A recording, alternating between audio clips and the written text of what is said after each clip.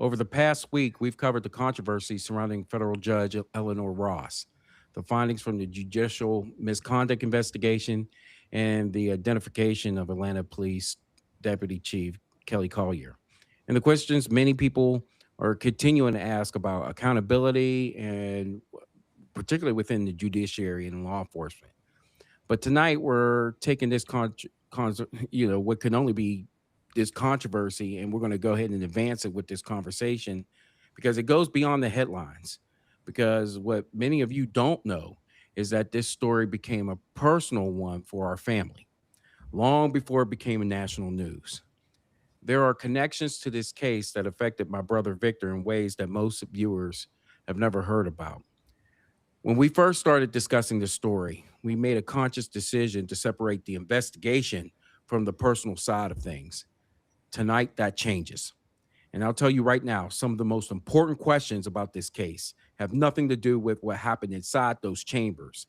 They have everything to do with the people connected to it.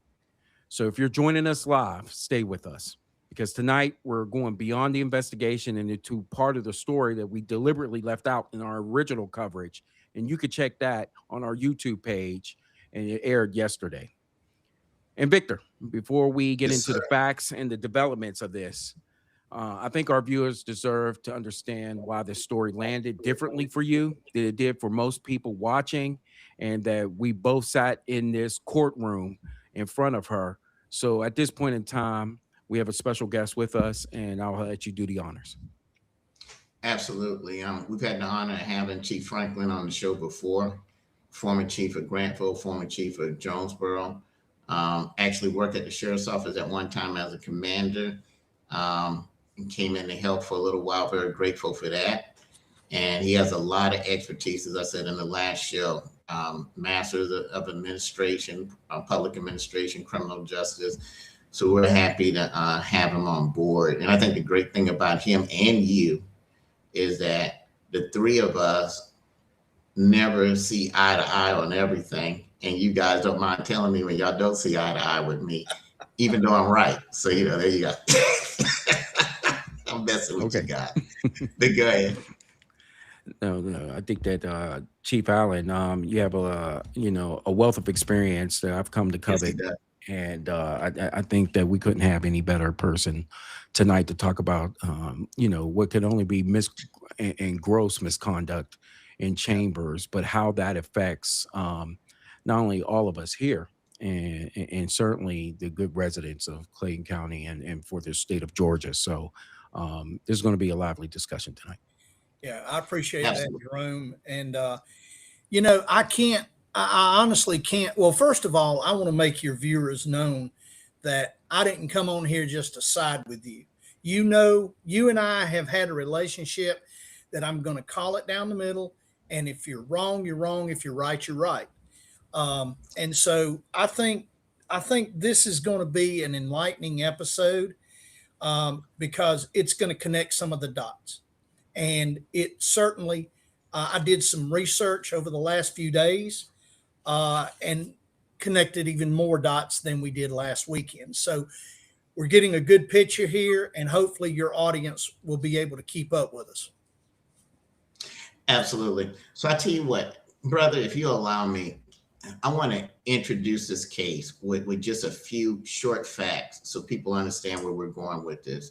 My case was presided over by Judge Eleanor Ross, the judge that's in question now. But here's some things that people don't know about the case that the media never put out, even though they were aware of it. The first thing is this case started from a political campaign. This case started because a deputy that I fired and his wife, who are friends with the DA of my county, Tasha Mosley, they were fired, and he decided to run against me for sheriff. And one of his campaign workers was a person that's had frequent run-ins with the law. He had been in restraint here several times. Well, they decided to use it as if though he was being put in a chair because he was on the campaign of this deputy, which is not the case. He'd been in chair several times before. Now, proof that this is the case is when the investigation started, his name was on the search warrant. But once the indictment came down, they never indicted me for putting him in the chair. And the reason they didn't do that is because they knew that we would present to a jury that it started over a campaign and he was a campaign worker. So what they did instead was they went and found and solicited victims. Some of these people have been out of the jail over a year, never complained, never said they were injured. We got the logs where they were checked by nurses, officers, and everything. So imagine a year later, these people show up and, hey, look, were you in a restraint chair? Hey, your rights were violated. Were you injured? And all of a sudden, all of them have the same injuries. All of them urinated on themselves or whatever like that, which we know is not the case because there are no reports that exist to show decontamination, new uniforms, or anything like that. And we have reports to show that people are allowed to use the restroom and they're taken out the chair to do so. So imagine that. Now, here's where it gets real interesting. The restraint chair was used by my staff approximately 630 times. So minus the 7 times I authorized it. Not once did they go see it in these other people. And all of the times they were used for similar reasons the same way. But they were only interested in those particular times, and these people suddenly become victims. So I think it's important for people to understand that this wasn't an organic case. This wasn't 6 injured people that stumbled into the FBI's office and said, my God, help me, we're being tortured. They were solicited after the fact. And some of them had been out of the jail and out of the chair over a year and never once said that they were injured or whatever. And of course, our DA assisted in dropping a lot of these people charges, some of these people who did some very egregious, violent things. And I think we know the rest of the story. Everything took over from there. One other fact before we get started. This is a case of first impression. This is a case that there had never been a civil suit or a criminal prosecution over. I'm the first and only in the history of the United States to be prosecuted for authorizing the use of a restraint chair. And we're going to read from the transcripts where Judge Ross, the woman in question now, actually admitted that on the court record. Now, why is that important? Well, right during the time when they arranged for me to be indicted, the Supreme Court came out with 2 rulings right at that same time saying that when you use this color law violation, you can't use it for a novel case. You can't use it for anything that doesn't have case law precedents or whatever. And they dismissed 2 use of force cases from 2 officers because they said no one's never been prosecuted for that. There's no precedence. So when a former U.S. attorney saw this case, she actually got involved pro bono because I already had a law firm. That's a whole nother story. And she said, I've never seen this before. I've never seen anyone prosecuted for this before. And she said, if there's an issue with how you're using a chair, usually in a situation like that, it's a consent decree. Hey, listen, from this moment, we want the chair used this way. And she said, listen, it's a case of first impression. There's 2 Supreme Court rulings on it. I'm going to file a motion for you to have this dismissed. Should have been over with then. The case was a case that was never supposed to go before a jury, according to what the Supreme Court said on 2 rulings at the time they came at me. Well, ironically, the judge denies it. Every motion is as if though she's ignoring case law and everything. And then it gets interesting. Folks start researching her, contact me. Hey, you do know that this woman is Facebook friends with one of your political opponents trying to unseat you. Her husband also worked for the DA that's pushing this case, Tasha Mosley. She's also friends with Tasha Mosley. And we're going to present evidence on this show to show that not only are they friends, but they were communicating. I think lawyers call it, what is it called? Imparté or something like that. I can't remember what it's pronounced, but when you communicate with a judge during a trial or a proceeding, and that's not supposed to happen. Well, we can prove that. So that's why all of those motions were denied, because her objective was, I guess, no doubt, to see if she could force me to a plea. Of course, I'm not going to take a plea. And we took it to trial. We were expecting to win. And then bizarre things happened where she rigged the trial, which we'll talk about in details. And the reason why is because of relationships. So now that we've set the stage, I think we can better begin the conversation. So y'all go right ahead and let's talk through this step by step. Go right ahead, Chief. Yeah, let me throw this out, and I'm taking this from your book, fabulous read, and I encourage your viewers to go pick up a copy of this because this will certainly open your eyes. It pulled back the curtain for me. But real quickly, in conjunction with what you were just saying, I want to highlight a section in one of your chapters, and I quote from your book. May I? Sure. Okay. Quote, here is the magic question.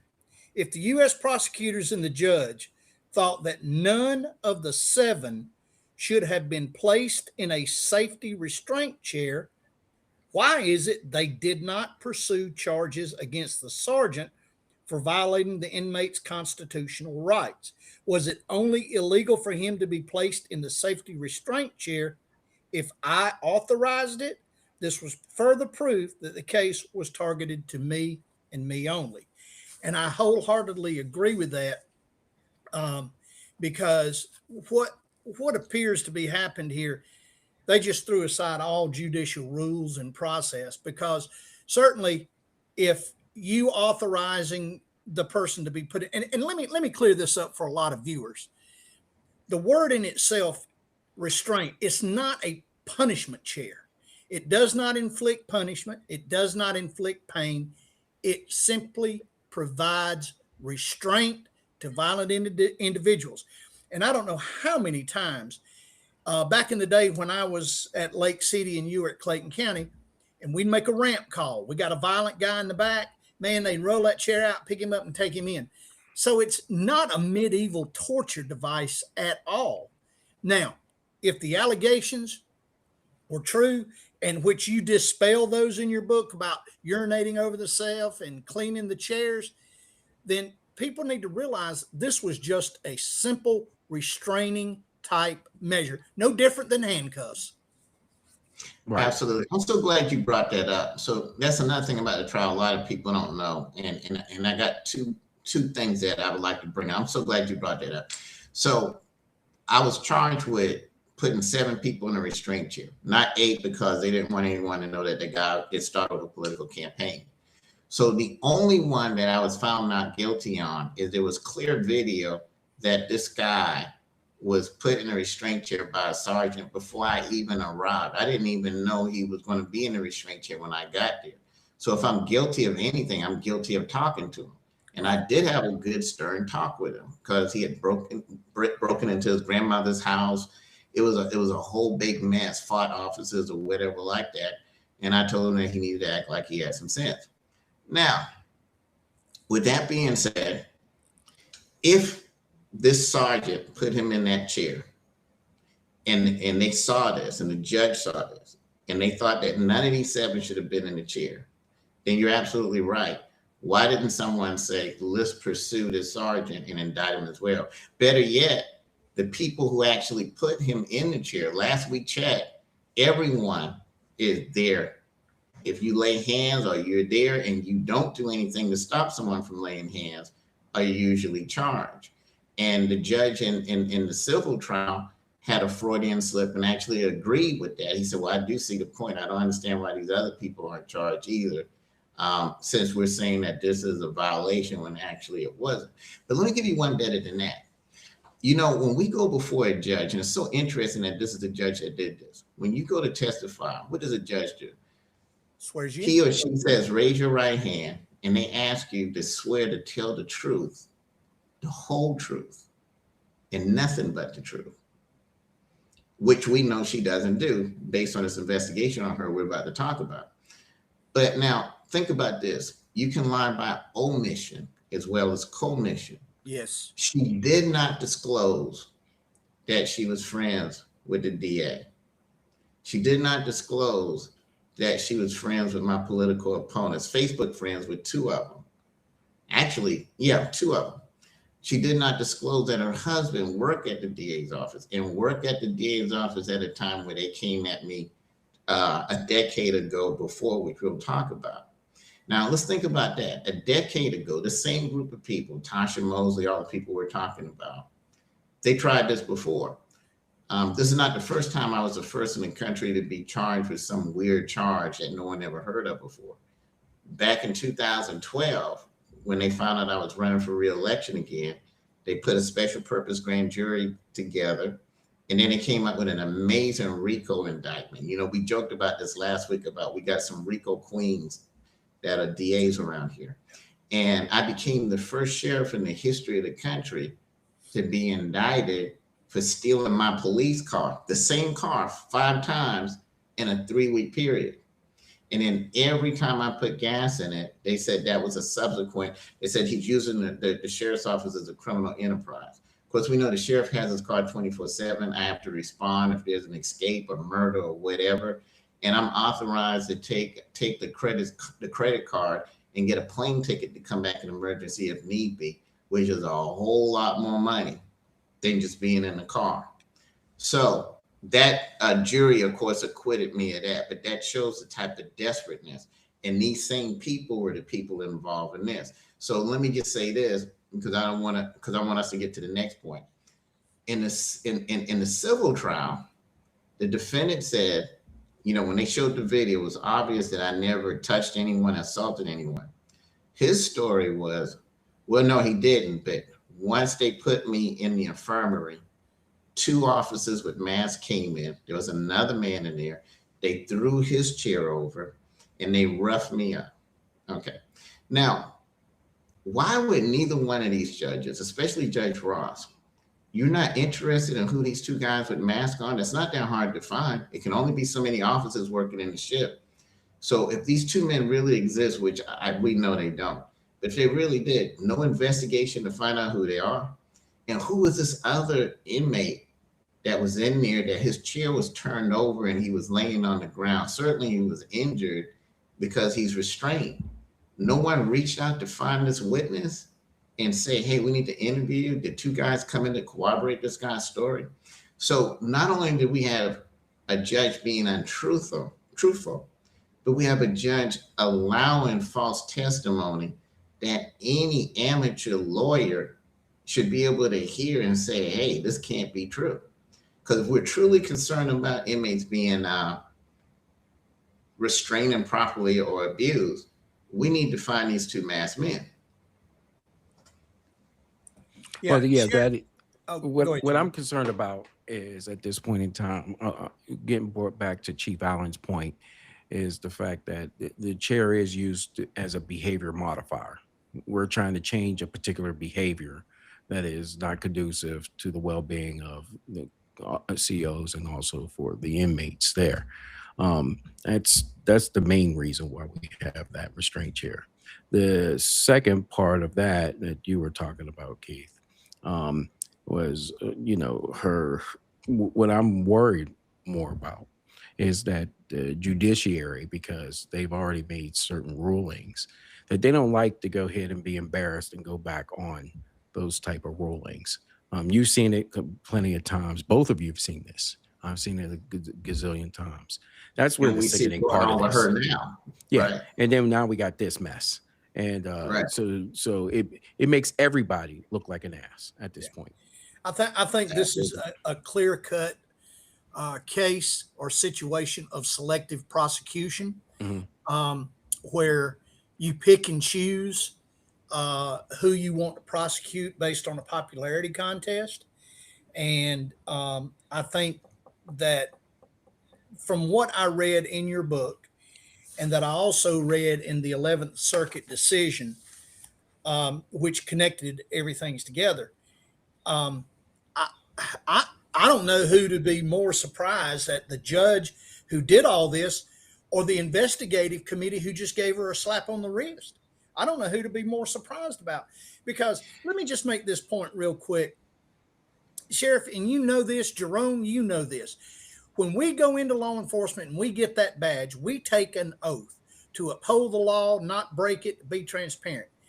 And that's our line, our baseline that we can never dip below, because if we do, we violate our oath of office. Well, to me, that standard is a little bit higher for district attorneys, because they are the ones who are in charge of prosecuting cases. And most of the time they align with law enforcement, But still, if they find a glitch in the case that errs on the side of the defendant, they have to notify the defense. So they're kind of playing both against the other. But then last but not least, at the peak of this is the judge. Now you start off at a local county judge, and then you go to a state judge, and then you go to a Supreme Court. The higher you go up, these are the very people who should be unbiased, should not have formed an opinion. And if they have an opinion, they should recuse themselves and step down on that particular case. And by what you're going to show tonight that I had a chance to preview, that's very clear that this person had prior knowledge and had formulated her opinion based on something else. And then as we get into this case, I've got something that I think everybody that's read it has missed, and I'm going to bring that out shortly. Absolutely. Absolutely.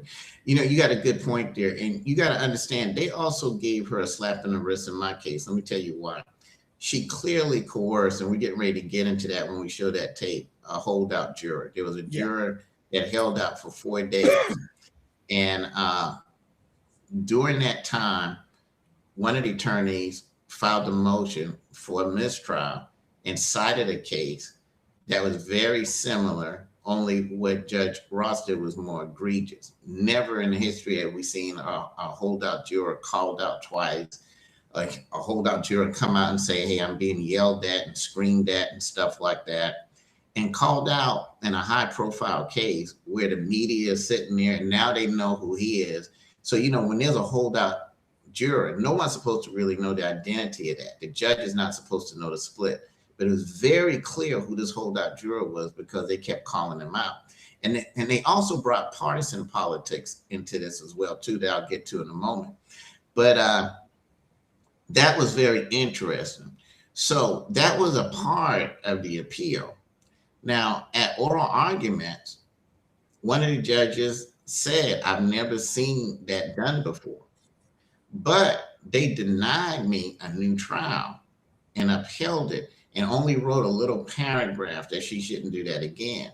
So we see this effort from the 11th Circuit, for some reason, to slap this particular judge in the wrist, despite her continuous egregious behavior, just like they slapped her in the wrist for lying during an investigation and committing adultery, which is against a state law in Georgia, ironically, in a federal courthouse.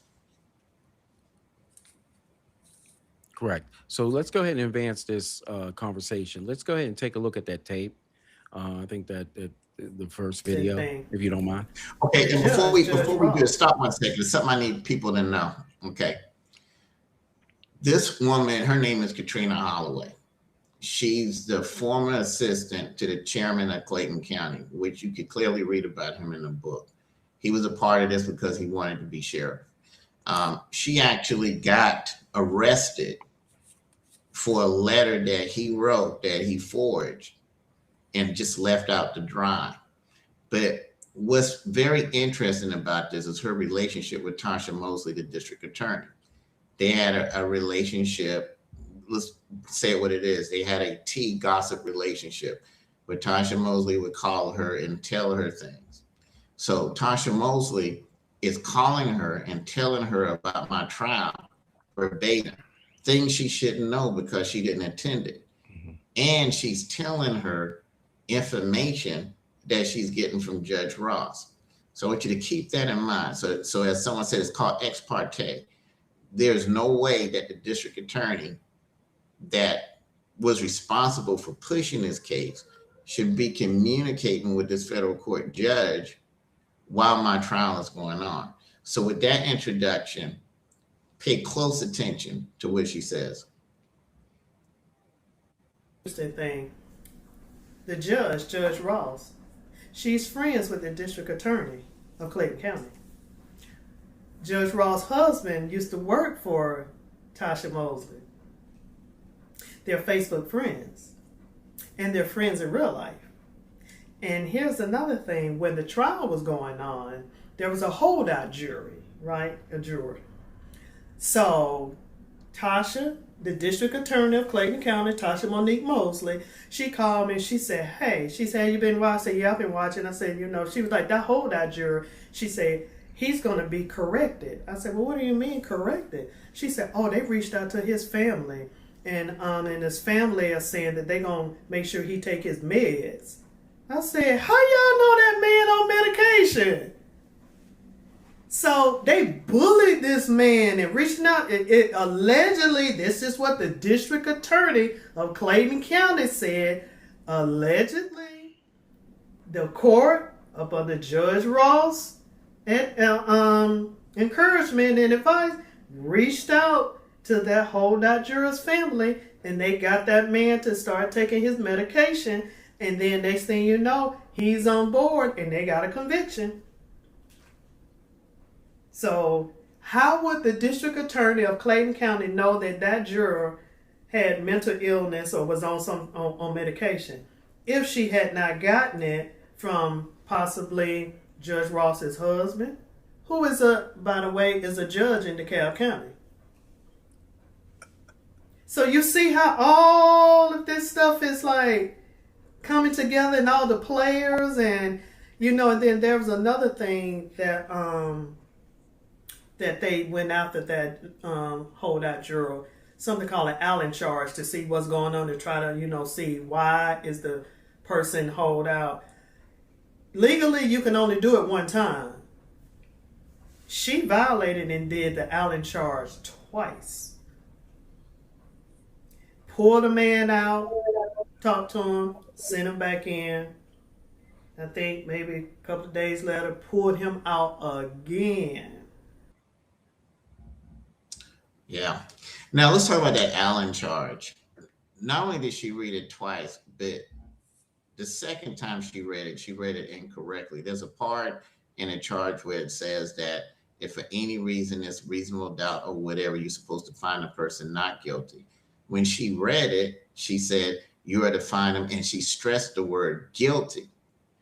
So, and then, and we may have to do a whole nother show about the law firm that was representing me at that time, because I looked at him like, are you listening? Did you just hear that? My friends heard it. Everybody heard it in there. And of course, when we pulled in a transcript, even though I don't know if he was asleep or he was ignoring or whatever he was doing, but it was clearly there where she said it, and they dismissed it as an error. One problem with federal court, let me tell you, in superior court, the media is usually in there filming. In federal court, there are no cameras, and the only thing that's going on is there's a court reporter typing. I'm not even sure if they're recording. I would think she's recording as well too. Okay, but I wish there was a camera. If you could have seen the look on this judge's face, if you could have seen the inference of how she said guilty, it was very, very obvious that she was biased and that she was pushing. And remember, my attorney sent her a motion. They emailed her a motion. Hey, listen, this should be a mistrial based on this, based on a particular case. She comes back to the court and pretends like she never has a motion. My attorney brings it to her attention. You can tell she's obviously angry by it, and she refuses to call a mistrial. And now we know why. She's on the phone with Tasha Mosley, conveying with her, and they're working this out or whatever. And she got a lot vested in this because they got this little clique of friends and prosecutors that they're working to get a conviction. A judge is supposed to be just the referee. The judge is not supposed to be pushing for a conviction or pushing for an acquittal. They're supposed to be there just to make sure that you're getting a fair trial. So what happens when you have a judge that's already biased? What happens when you have a judge that's going to deny any motion you put up, regardless of the case law? Correct. And that's what we have here, right? Right. And then we got to think about it. She did the same thing in other cases we know of. Probably the most famous one is the Chrisley case, where they showed some real serious stuff she did there. Mm-hmm. But if she's bold enough to do it with us, how many other victims has she done this to? Yeah. That didn't have the means to fight, that no one's going to, may not get the attention to look into, because look how they tried to cover up what happened in my case and covered up what she did with the Atlanta cop. Yeah, I want to explain to the audience a little bit about the Allen charge. I think that there's some misconceptions about that. Basically, it's the judge's instruction to a deadlocked jury. And sometimes it's called the dynamite charge. Mhm. And what it's supposed to do is to break the deadlock.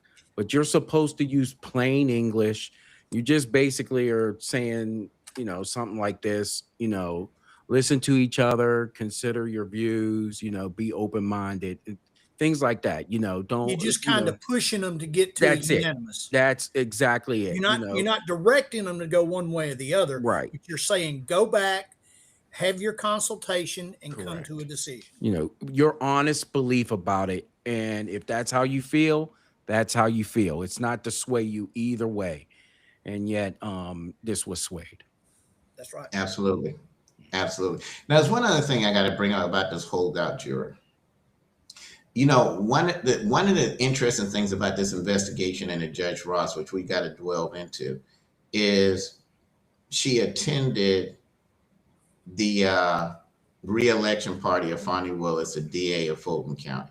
Okay, federal court judges are not supposed to do that because they're not supposed to be involved in partisan politics. That's one thing that a lot of people need to understand. When you're an officer of the court, including the sheriff, partisan politics have no place. As a sheriff, when someone dials with 911, we don't ask, okay, are you Republican? Are you Democrat? Are you liberal? Are you MAGA? No, it doesn't matter who's calling. We don't care if you're straight, trans, hermaphrodite, whatever you are. Our job is to protect and serve. And it's the same thing that is true with judges. Judges can't be involved in partisan politics. Suppose two politicians get in a fight over a sign. Okay, well, if this judge is clearly supporting this candidate or clearly on a partisan side, how can that judge provide over that case? So when you got a federal court judge that's responsible for hearing cases that deal with sensitive matters that partisan politics will bring before them, how can you have a judge on one side or the other? She shouldn't have been in Fonnie's party, and if the Republicans won, she shouldn't have been there either. But they admonished her and they let that go under the rug. Well, let me tell you what she did with this holdout juror. We got an interesting foreman, and we got to talk about this jury and two things we got to talk about before the show's over, about the jury selection and how did Judge Ross even get the case to begin with. Okay, but here's what's interesting. There was a foreman of a juror, and she seemed to have a real close bond with Judge Ross for some reason. And she kept sending these notes out trying to get the juror kicked off. And she would send all kinds of stuff. Well, he's not listening to us. Well, he's this and that. It was just all kind of craziness. And then when she would call him out, the man would clearly say what he was thinking or whatever. He said, no, I'm looking at willful intent, which is something we need to discuss as well, too. I think he's the only one that understood willful intent. But here was the interesting note she sent out that was clearly partisan. She said, this juror believes that the president and the sheriff has immunity. Now, I want us to keep in mind, this was at a time when the president was up before the Supreme Court arguing his immunity status. That's what's all in the news, everything like that. So now all of a sudden, you're sending out this note to infer what political spectrum he's a part of. Now, what does that have to do with my case? He has a right to be a Republican. He has a right to be a Democrat. He has a right to support the president. He has a right to say he supports another candidate. That's not what we're there for.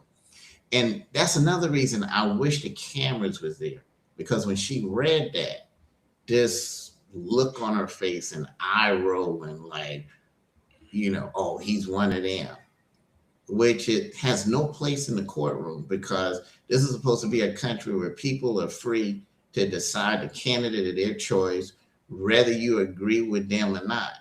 So we see this thing where, okay, we have these DAs that they feel that if you don't agree with their political ideology, if you're not on their side of the aisle, they have the right to prosecute you. And we've seen that come out of the Fulton County DA's office. We've seen it here in Clayton County, and it's wrong. And it has no place in the judiciary. Yeah, to use an old term, I think it's just a collaboration of the good old boys and good old girls club. And Right. like I said, you know, since getting involved in this and doing a little bit of research, I've been able to connect a lot of dots and pull a lot of curtains back, and I see it for what it is. You know, it's one thing I think is critical to your case. I don't think you were allowed due process, and that's simply by the cross examination of the judge to the juror and putting pressure on him to make a decision. The fact that you've got other cases where the chair was used that you were not involved in, but oh, lo and behold, we're going after Sheriff Hill, but we're going to forget about the rest of these. You've also got evidence of prior private communications that, and a lot of that is protected by the judicial section of government, that the judge shouldn't be discussing any case outside the courtroom with anybody. And if Ex parte. Absolutely. Ex parte, and if the Clayton County District Attorney wanted to have a say in this, she should have kept it in her house. Absolutely. Yes. Absolutely. Well, you know, it's one thing I got to bring up too. That's so interesting about the Clayton County District Attorney, and everyone needs to realize this started with her. This wasn't a case where the feds, where people went to see the feds. This started with her and her relationships with Judge Ross, with the U.S. attorney that was there that mysteriously resigned when the president came in, and we think we know why. It was because of another case that could be proved that he colluded with, like they were colluding on my case. But here's what I want you to think about. Okay, if this district attorney was really concerned about the rights of inmates, if she really, really thought that the chair was being used improperly and these people were abused, we got to look at the Gabriel Aries case. I wasn't there when all of this came out. I wasn't even in office because they put me under suspension for this. But Gabriel Aries is a man that was put in a restraint chair and beaten unconscious by two deputies. The county settles the case. No criminal charges from the DA. She doesn't contact the feds. She doesn't investigate or nothing. So these two guys, you know what? I'm gonna save their names because I want to see something before I actually say their names. Anyone can get their names. All you gotta do is look at the lawsuit. So these two deputies that beat this man unconscious are still in law enforcement. Do they still work at the sheriff's office? Inquiring minds want to know. Did they go to another agency? So why would the DA push a case against me when it's very, very clear that I had no physical contact? And let's think about this for a second. If my intent was to torture them, why would I have a nurse check them every 15 minutes? I've never heard of a torture case where, hey, check these people every 15 minutes to see if they're okay. And if they're not okay, reposition their hands. How do you even connect that? But more importantly, how do you connect that you let two deputies get away with beating a man unconscious in a restraint chair? I think that not only that we got to look at an ex parte wrongful conviction, but we also got to look at a DA for not doing her job. Yes. You let two deputies go free that beat a man unconscious, no prosecution, nothing at all. That not only shows selective prosecution, it also shows that she's not really doing her job, unless it's something that deals with politics or something that deals with, you know, politics at the end of the day.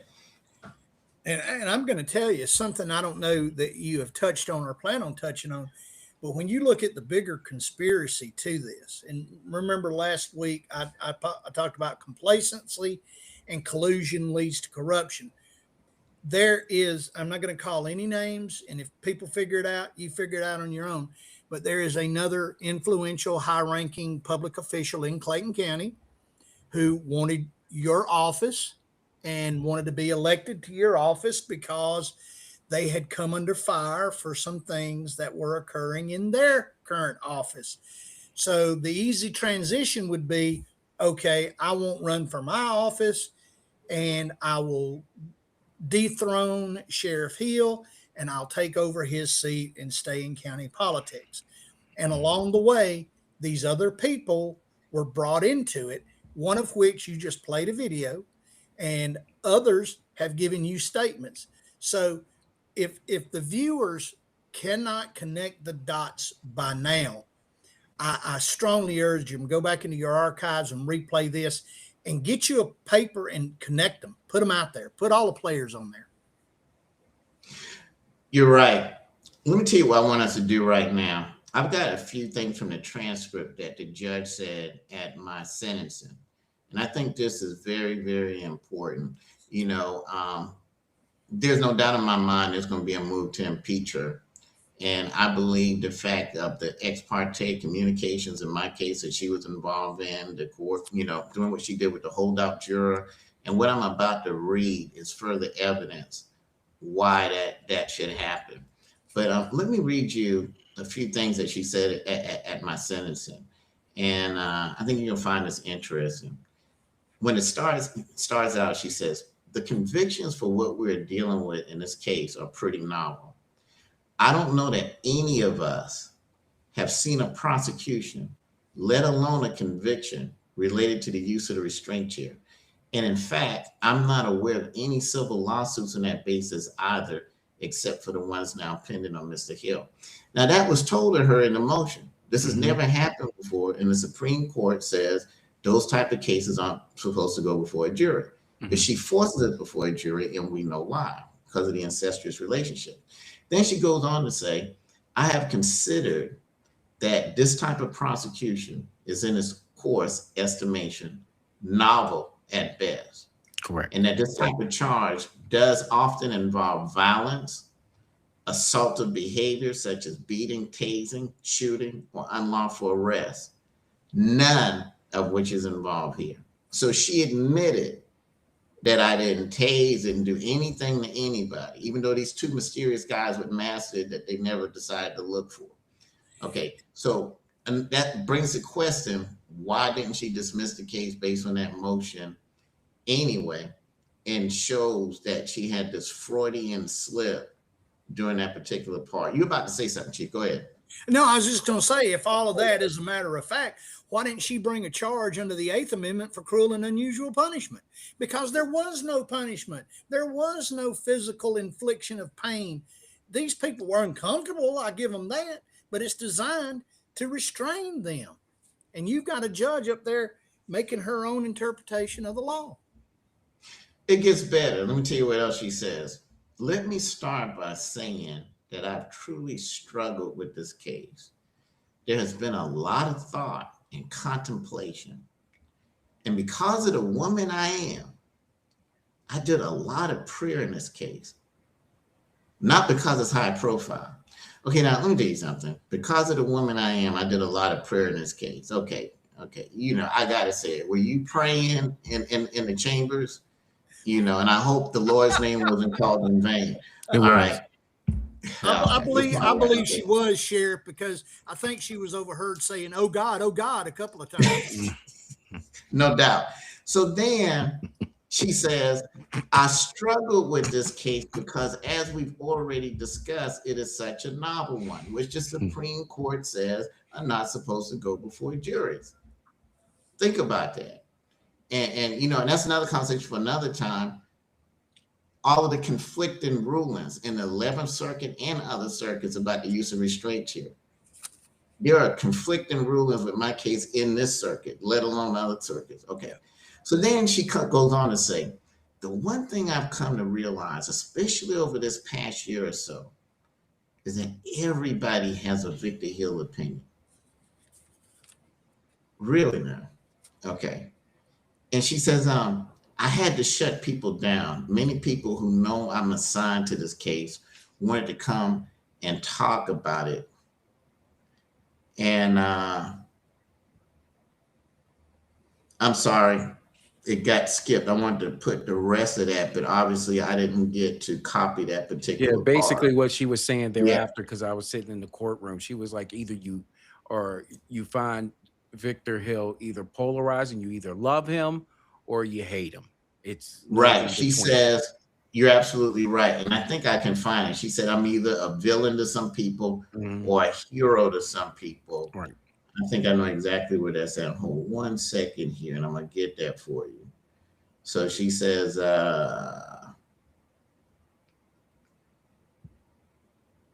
yeah. Well, yeah, you're right. She said, you're either a hero or whatever. I thought I had it there. So then she says, I'm not here to punish Victor Hill for everything he's done. What's everything I've done? So if she doesn't listen to these people because she had to shut them down, how could she hear everything allegedly I've done unless she's gossiping with somebody? And obviously who she's gossiping with is Tasha Mosley, who is in turn gossiping with another woman about with the discussions, right?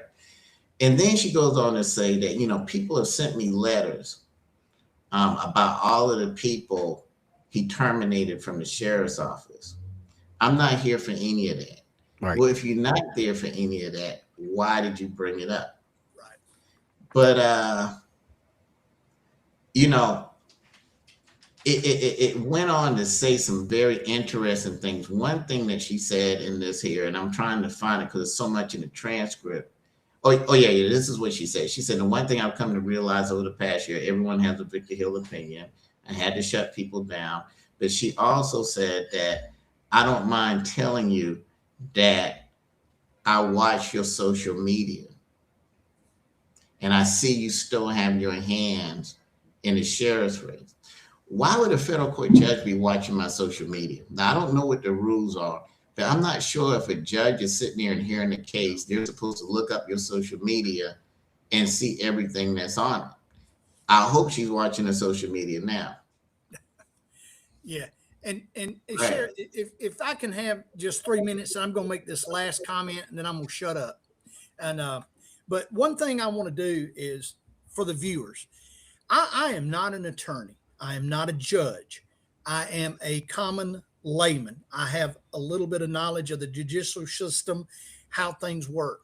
And when I took my job first as an officer, then as a chief and so forth, every job I took an oath to uphold the law and to tell the truth. The point that I want to make is I want to uncloud the room for just a minute, okay? Let's push out the harassing the juror. Let's push out not going after the sergeant. Let's push out the conversations with Mosley and conversations with the secretary. Let's put all that noise and push that out for just a minute and look at this. I want to get to the core issue. Whenever I had to analyze a problem, I always wanted to know what was the core issue so you could address it, fix it, so it wouldn't happen again. This is what I find startling. This is what I find offensive as a taxpayer for a judge to say. So in her report to the chief judge, she says, later that same day, the subject judge submitted a response. The subject judge characterized the allegations as outrageous and baseless, and specifically denied each one. Okay, hold that. Mm-hmm. Then in a subsequent email at 10:13, she denied knowing the identity of the alleged visitor to the chambers, writing, because so many lawyers, law students, and officers, blah, blah, blah, come in, she didn't know who it was. Okay, now remember that. Now I want to go fast forward. I'm not even going to get into the committee because I just really think they were useless. Here's the point, and this is it. This is where the hammer drops. On October the 10th, 2025, the subject judge, through an attorney, submitted to Chief Judge Pryor a supplemental response. In that supplemental response, the subject judge, one, admitted to having an extramarital affair with the officer. Two, admitted that in the course of the affair, the judge had sexual intercourse in the judge's office. And three, maintained the judge's denials of other allegations. The point that I'm making, there is two clear-cut lies she submitted to the court in writing. First saying, hey, the claims are baseless. That's one lie. The second lie is, oh, I don't know who he is. But then you come back later and say, yeah, I kind of did that. Yeah, I did have an extramarital affair. Yeah, I did have relations in my office. She blatantly lied, blatantly. And that has just been glossed over. And I asked you, and I put you on the spot. When I was working for you, if you had come to me and you said, hey, Franklin, I need to know about this, this, and this. Oh, not ain't the way it happened. And you later found out I lied. What would you have done? What I did to everyone I caught lying, fired them. And you Because I did the same thing. Because I told officers, police officers, I said, if you lie, you lose your integrity. And that's the only thing we've got.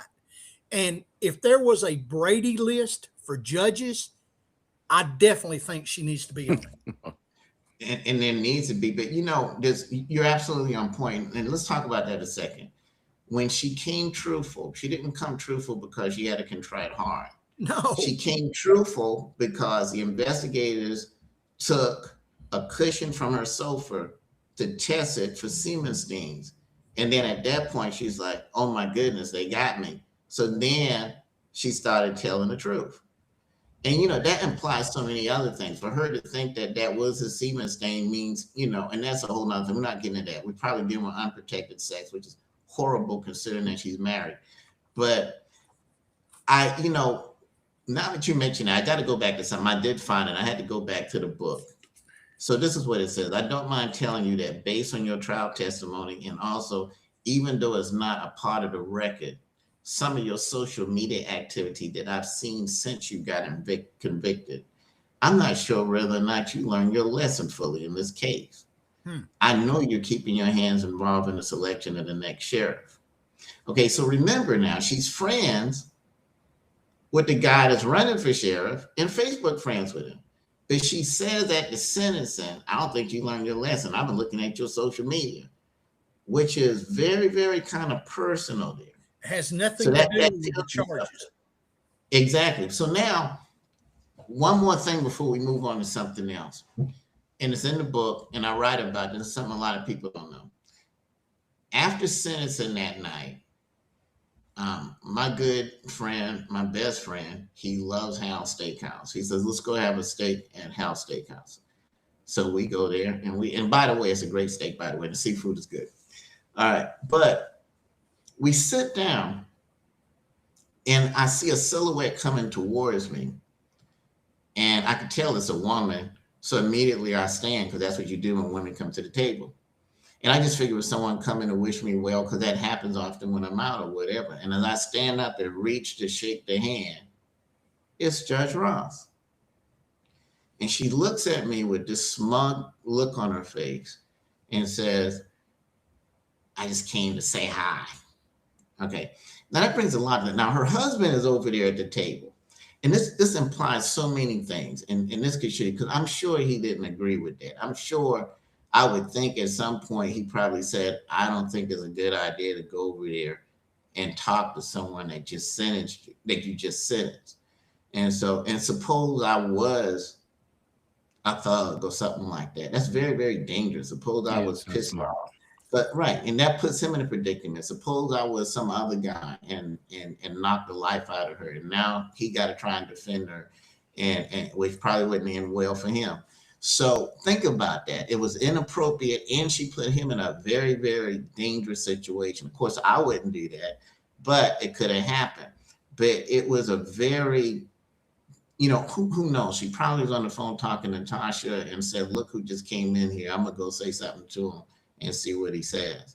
Very, very inappropriate. And, let me end by saying this so that we can get to something more important about that investigation. She also said she was very, she got quoted on the news, and no doubt that was her objective, because she wanted some quote on the news that, she referred to me as being arrogant. Let me say this.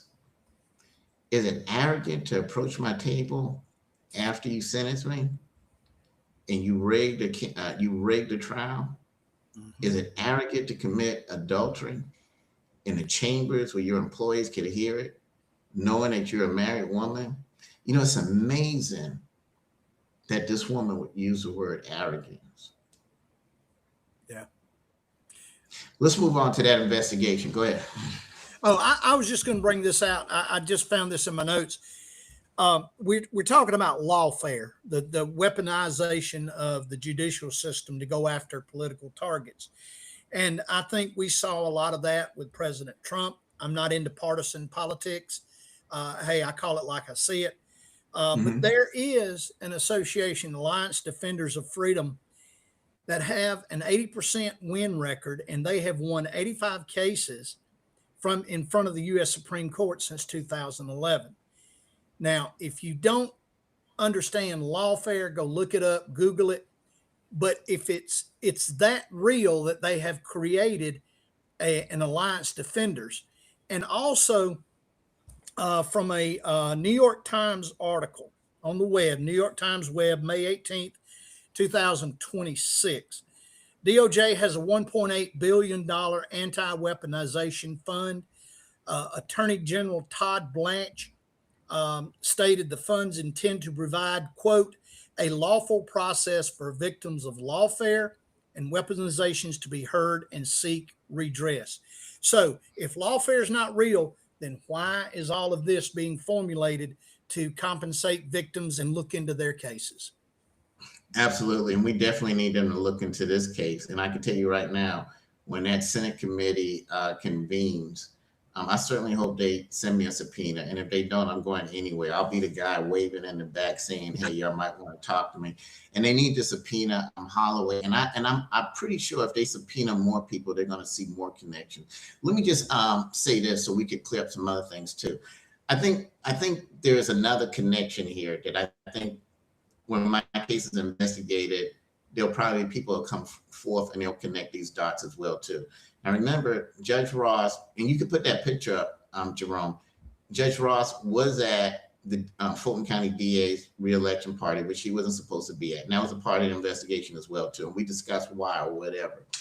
Let me tell you why, and this is circumstantial evidence, but let me tell you why there's an issue with that. And I wonder, so there she is there with a martini. And, you know, I don't want to read it too much. I think anyone can look at that picture and she looks disheveled and look like she may have had too many drinks. And remember in that investigation, she was telling clerks that she had too many martinis. That was a part of the investigation. You know, Jerome, if there's a way for us to make that 22-page investigation available, people really need to read that to see the seriousness of it. But let me tell you about an interesting story about Fonnie Willis. I met Fonnie Willis one time and it didn't end well. She ran for DA and she got elected. And before she took office, she was a DA elect. An officer that I know was driving her somewhere and he called me up out of nowhere. And he said, hey, listen, I got the DA elect in the car with me and she'd like to meet you. And I was like, okay. He said, you anywhere around? I said, I'm downtown at my favorite sushi spot. I mean, if y'all near here, you're welcome to come. And there were some other friends with me as well, too. So, you know, he's a witness to this and they're a witness to this as well, too. So she comes in and introduced, we sit down and we talk. And I was interested in talking to her because I was thinking maybe this is someone I can align with to fight crime on the border since the two counties meet. And the situation, the conversation goes south and it goes south fast. I remember asking her, I said, so tell me, what's your vision with the DA's office? What you planning on doing? And she tells me, she says, well, listen, I think the first thing that we have to do is we have to apologize to everybody. And I was like, we apologize to who? For what? What are you talking about? She said, we, law enforcement, we got to apologize. I said, what are we apologizing for? We got to apologize for all the stuff that's being done. I said, I don't understand. What are we apologizing for? So I think she was talking about some of the high profile cases of particular cops. And I said, well, let me ask you a question. When an attorney commits malpractice, does the bar apologize to everyone? When a doctor takes out the wrong kidney or does some type of medical malpractice as a medical association, why are we apologizing for something one person did? I said, when that happens, the only thing we can do is deal with it, remove that person from law enforcement. I don't think that makes sense. And she said, no, it does make sense. I said, how? And she said, well, let me give you a good example. Let's say you and I are in a relationship and let's say you cheat. In order for you and I to move forward, you have to apologize. I said, so you telling me if we were in a relationship and I cheated on you and apologized, we can move forward. She said, no. I said, well, then that proves my point. What purpose does it make? She jumps up and she says, you're not going to win an argument with me. I said, you ain't going to win an argument with me either. And walks out the place. It was bizarre. So when that happened, the next day I called my commanders and I said, listen, this woman is talking some strange stuff that I think is anti-police. Make sure, unless we're chasing someone for murder or rape, stay out of Fulton County, because if anything happens, she's going to prosecute you. And sure enough, she started prosecuting every cop she could as soon as she got in there. Then, of course, she went after Young Thug, went after the president, and all of these weird prosecutions. One of the ones that bothered me the most is this guy's resisted arrest with one officer. Another officer tackles him. And then when they get up, unfortunately, when they fall, this guy hurt his ankle. Now, you could tell it wasn't his officer's intent to hurt the guy's ankle. It happens sometimes when you fall and you fight with people. She indicted this officer for aggravated assault. This is the epitome of handcuffing the police and letting the criminals go. And I think that's why you see all of this craziness in the metro area. Anytime you have crazy DAs like her and Tasha Mosley, which is a whole nother story, we get all this craziness going on. So the reason I bring that up is this. She and I had that fallout the first time we met, before she even goes in the office. Well, she's friends with Tasha Mosley. They were just together Friday night at an event in Clayton County. She's friends with Judge Ross. So imagine you got these three women that already have an animus for me, that's already had conversations, and then magically she becomes a judge. Now, you know, allegedly, judges get cases from some computer pick. I find it mighty strange that out of all the federal court judges, she's the one that got my case. And we already see the stuff they're covering up. So was it really a random computer pick? I think that needs to be looked at. Or did she say, hey, give me that case, I'll take care of it? You know, very strange that there was never a juror on my case from Clayton County. Was that random or was that manipulation? She's already proven that she'll manipulate cases. She's already proven that she's dishonest. She's somebody that needs to be impeached. And let me just say this in conclusion, because I know the question is going to be asked. You know, Tasha Mosley, Fonnie Willis, Judge Ross. I know people are going to ask, are these anyone that I've ever had any romantic relationships in the past? And the answer is not no. The answer, of course, is hell no. But let me say this. When I was a homicide detective, I did date a few attorneys that were in that circle, one that's a judge now. And that relationship, unfortunately, didn't end well with her. And they're all in that circle. So who knows what type of conversations took place. And that's why you see this judge on the phone with Tasha and all of this other stuff going on that really shouldn't be happening. They should be acting as judges and prosecutors, but instead they're acting as gossiping, conspiring women, taking the professionalism out of the judiciary system. Yeah. Keisha brought up a good question, and I want to go ahead and answer that. If a judge lied under oath, how can she remain on the bench? And this is why, Keisha. A federal judge can be disciplined internally, but what generally has to happen is the U.S. House, because she's a federal judge, needs to impeach the judge. And then the U.S. Senate would get it. And from there, they would have to go ahead and convict the judge. And how likely is that to happen? I'm just going to give you my opinion. Very unlikely that that's going to happen. Just to give you. I disagree with you. You know, I think it's very likely. I think there's enough evidence to make it happen, and I think that there's the numbers there will make it happen. You're going to see. I think you're going to see it occur, and I think it's going to happen because the evidence is overwhelming. And then I have evidence to add to it where she's, let me say this. The one reason that I never filed a complaint is because it was obvious during my case that they were covering up everything she was doing in my case. She got a slap on the wrist for what she did with the juror. I think based on what I read in that report, based on what I'm going to submit, And I got the strange feeling there's some other things that are going to come out too, because now that people see they have an opportunity to tell their story, I think it's going to be more than enough to impeach her. Okay.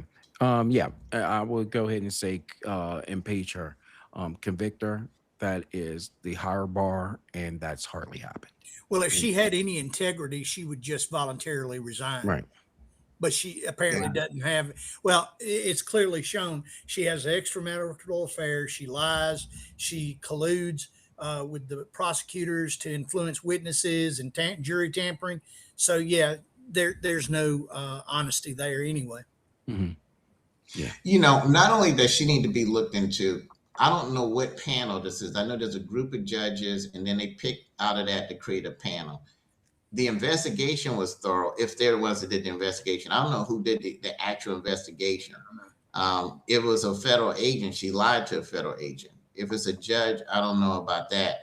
But this covering it up, and it was great efforts to cover it up so it didn't get to the public, and it was great efforts to do nothing to her. That needs to be looked at as well. But I think that there is a lot of meat on the bones, and from conversations I've had in certain political circles, I believe they're going to be successful in impeaching her. And I make no bones about it. The evidence in my case with the ex parte communication with the DA, that needs to happen. And I think that's going to help towards impeachment.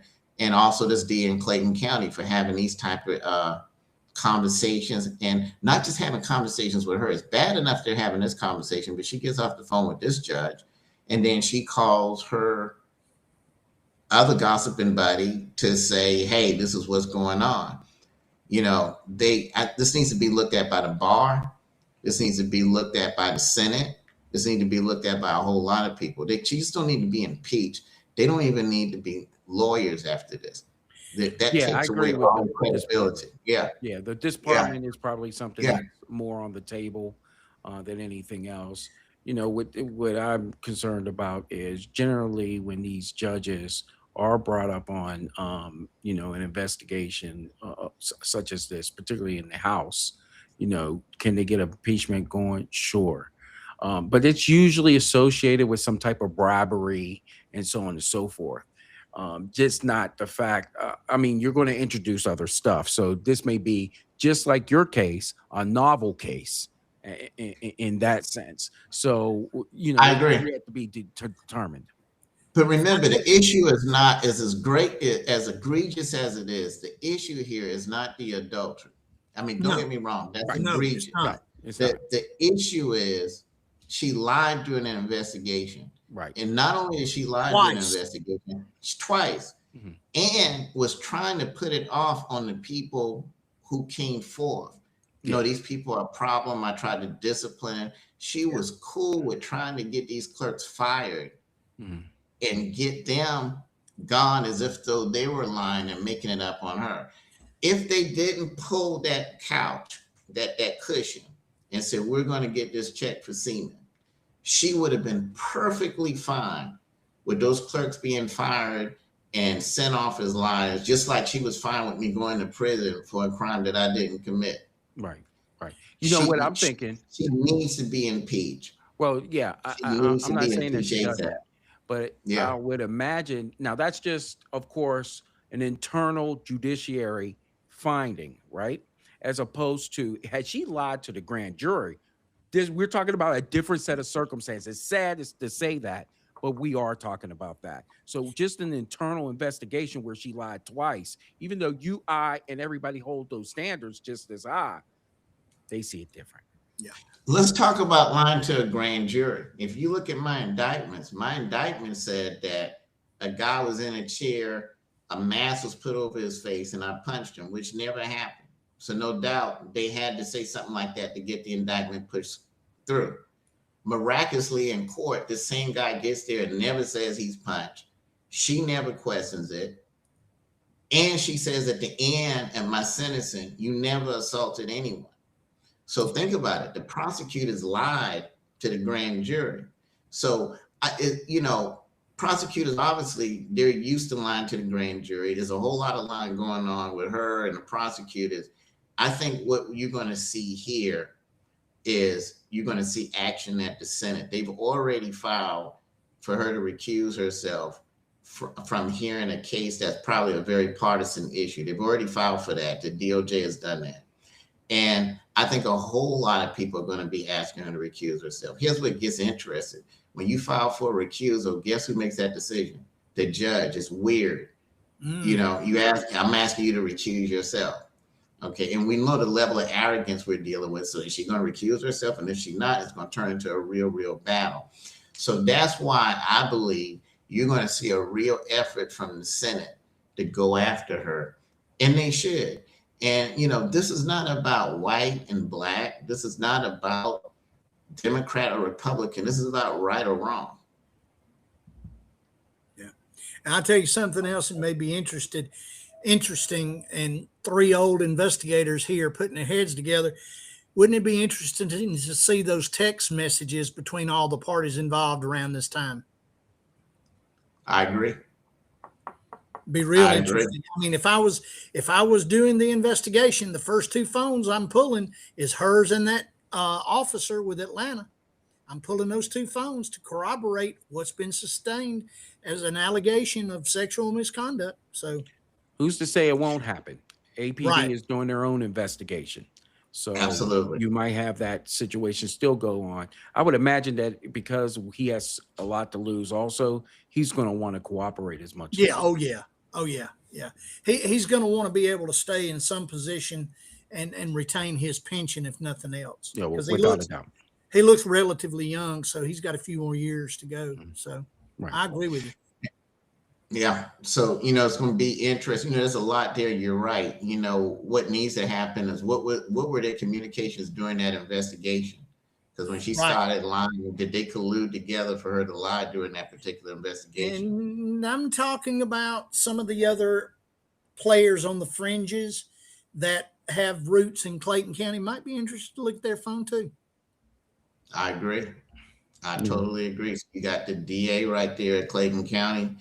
And I think, you know, I think the main thing that's bizarre about the case is her communicating with the judge and then taking these communications back to a third party who has nothing to do with the judiciary. But the communication with her and the judge was uncalled for. And I'm sure that Katrina Holloway wasn't the only person she was calling to give the tea to.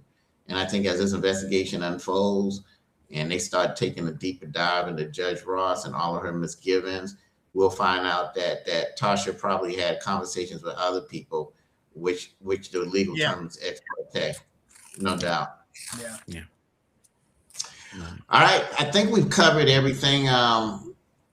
Chief, if we miss anything, or you got any other points? Yeah, I got a lot more, but it would take the rest of the night.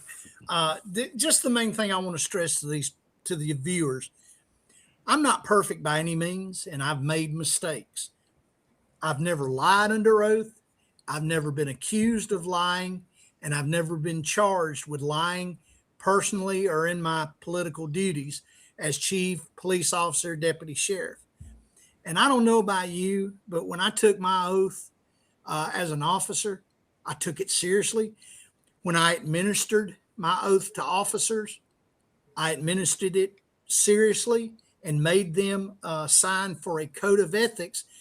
And like I said, I'm not perfect. I am nowhere near perfect, but I tried to lead from the front.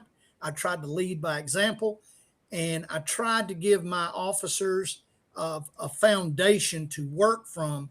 And the first cornerstone or pillar of that is truth and honesty. Yeah. And that carries a lot of weight with me.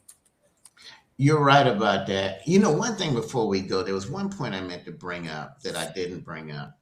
You know, this connection, these incestuous relationships. You know, let's go back to the DA of Fulton County. Do you know who works there now? The former sheriff of Clayton County, who I defeated in an election. And if you remember, he was a part of the thing back in 2012 with Tasha and them trying to come after me for stealing a police car so he could stay the sheriff.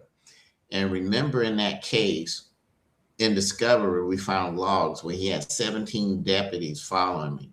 One of the deputies that was following me is one of the same persons that brought that case against the Chrisleys. Now, think about this. He works for Fonnie Willis now. Think about this.